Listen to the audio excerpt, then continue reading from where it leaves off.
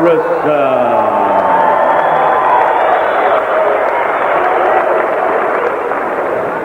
Okay, gentlemen, I'll be the third man in the ring with you this evening. I'll be in charge of the bout at all times. I want you to obey my command to break. No pushing, no shoving on the brakes. Avoid the use of your heads. No rabbit punches, kidney punches, or punches below the belt. Protect yourself at all times. Shake hands. Come out boxing at the belt. And there is a look at Tommy Morrison. He has been trying to stay as active as possible. He comes off, as you mentioned, a one-round knockout over a former footballer, Rick Ennis. That was simply no contest. David Jaco, 21 wins and 16 losses, but of his 21 wins, 18 of them have been by knockouts, so you know that he's got some power. Yeah, and I took this fight on ridiculously short notice. I mean, really short notice. Yeah, I mean, he was sitting around the pool this morning, I think. Yeah, and it doesn't look like he's been in real hard training.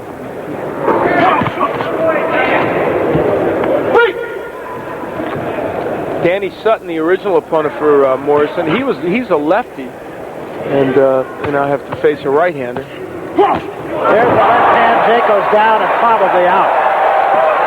What a huge shot.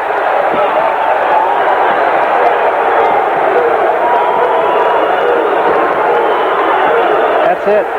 Well, the Morrison left hook, which is a good one. First punch he threw.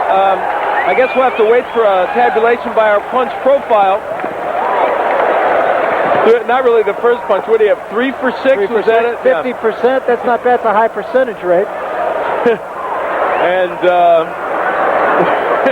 what did I say about not going to the refrigerator? That's right. You didn't say anything about not blinking, though. No, I didn't alert people to that. Well, Tommy Morrison says that he needs some work, and he's not getting it here. No, not from Jaco, who came in here, obviously, I mean, ill-prepared. I mean, there was a good left hook that Tommy Morrison hit him with, but, you know, I mean, that was the first good punch of the fight. We'll take a look at it here. The entire highlight reel from this bout. In fact, it's a complete replay of the fight. Yeah, it is just about. Morrison cranks up the left hook, and, well, it landed right on the jaw, I'll tell you that much. It wasn't a bad shot. Not a bad shot at all. Take a wide left hook, but it got in there, and it got in there with lots of force. Well, there it was. Now, that still, though, in truth, was more of an arm punch than I think they want Tommy Morrison to throw.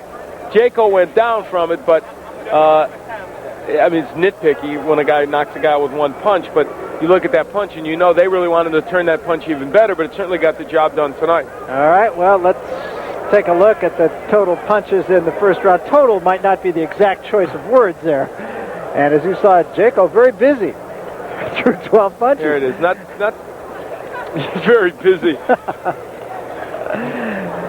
Well, he made about $1.50 a punch, huh? What do you say? Let's go to the guy now who spent more time in the ring than either of the fighters, Michael Buffer. Ladies and gentlemen, referee Brian Gary reaches the count of 10 at 37 seconds of the first round, the 10th time this young man has KO'd an opponent in the first round. His record now 17-0, 15 KOs, Tommy the Duke Morrison. So Tommy Morrison takes all of 37 seconds to get David Jaco out of there. Beautiful left hand. Nothing more you can say about it than that. When we come back, we'll talk with the Duke.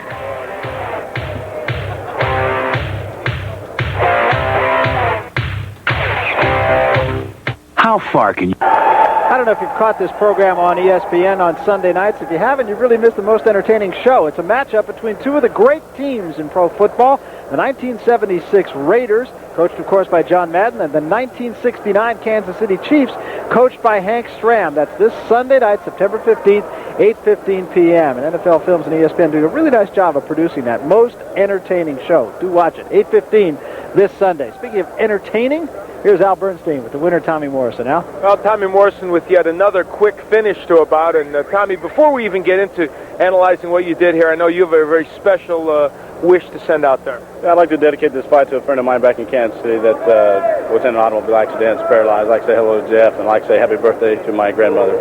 All right, well, that having been done, you have got to look at this again as yet another continuation of the left hook story of Tommy Morrison. You've been working hard on that punch. It's a good punch. and tonight it produced a victory in short order. Well, first of all, I'd like to tip my hat to my opponent. He came to fight. He had to travel a long distance today. I'd like to thank him for coming down and giving me the opportunity to show my skills here on ESPN. I'd also, we were fortunate enough to get a film on the guy, and we kind of knew what to expect, so things kind of came together good for us tonight. We didn't have much to expect because the first left hook sent him down. You are getting all these quick knockouts. You said earlier you wanted more work. Do you still want more work? I think it'll all come online. I mean, as we move up in rounds, the competition will definitely get tougher, and that's something that we're looking forward to. But right now we're going step by step and trying to improve on fundamentals. All right, let's take a look at that left hook, which was so effective for you. And as we take a look at it, guide us through it here. Well, I noticed he was carrying he's a tall guy, and he tries to keep his hands between his opponent. And I noticed when the film that I did watch, he was fighting Tyson, he kept his hands a little low, and left hook is one of my better punches, so I knew it was just kind of a matter of time. I tried to go to the body, bring his hands down a little bit, and things kind of went the way they did.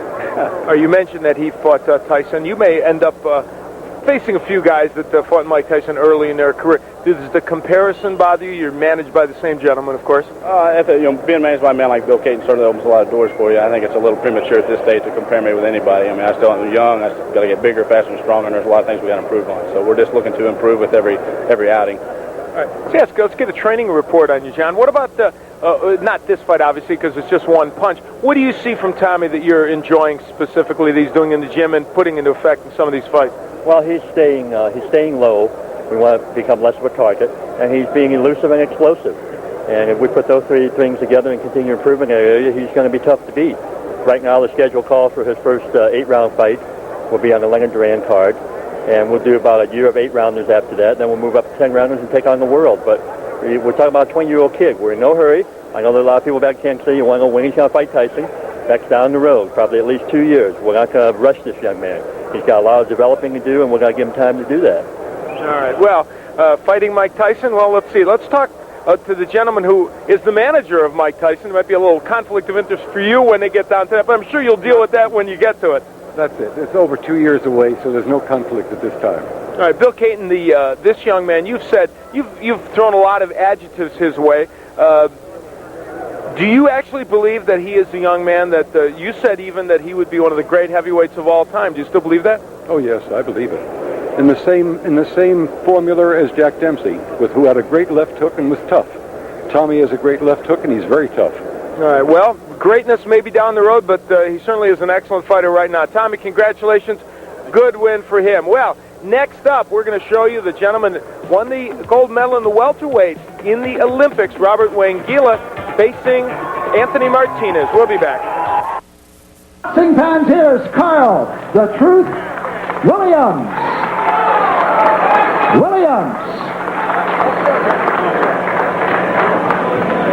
Okay, gentlemen, listen up and listen closely. I expect a clean break at all times. When I tell you to break, I want you both stop punching and step back, protecting